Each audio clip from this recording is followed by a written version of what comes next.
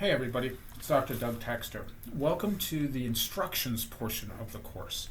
You are going to be writing a set of instructions based on a potential career interest.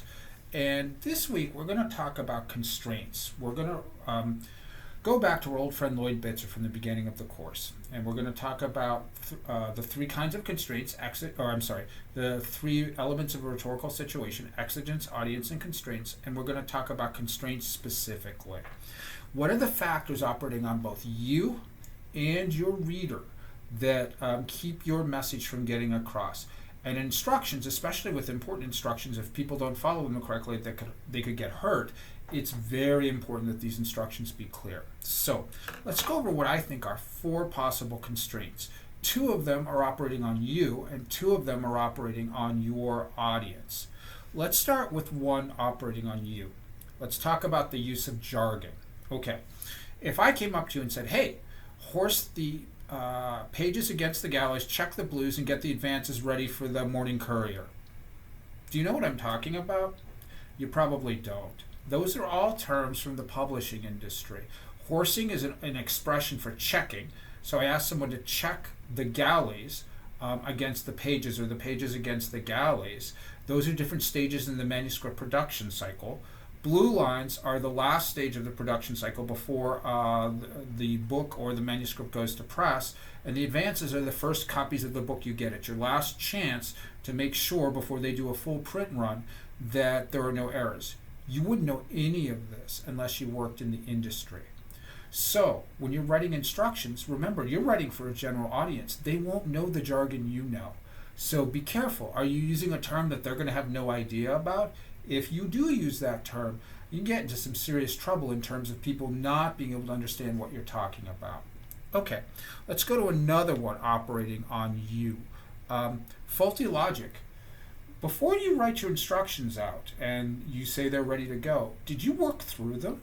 Do your steps make sense to you? There's a logic. Did you put one step in front of the other and that leads to a bad conclusion or a bad outcome? So make sure you work through your steps before you write. You might want to do a little outline. It'll help you to see faulty logic and any missing steps that you might need. Okay. The next one is clear language or mistakes.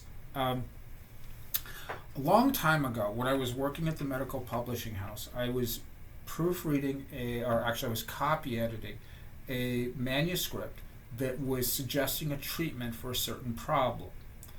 The doctor writing the manuscript prescribed a drug that was one letter different from the actual drug he should have prescribed.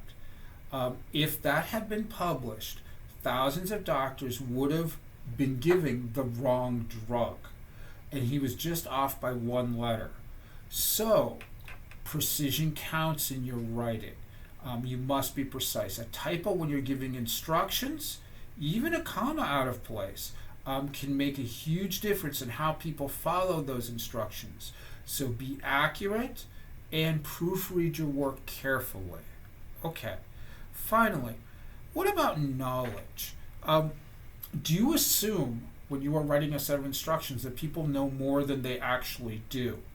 You have to be very careful when you're writing instructions to assume a low level of knowledge about the thing you're talking about.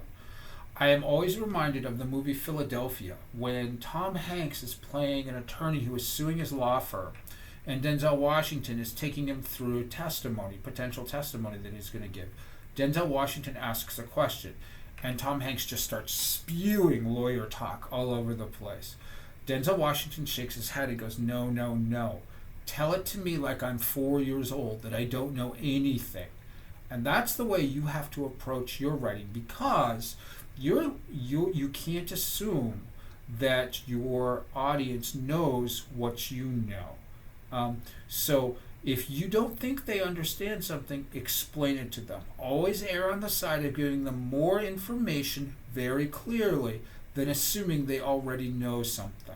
Okay, if you think about these four constraints operating on both you and the audience, you're going to write a successful set of instructions this unit.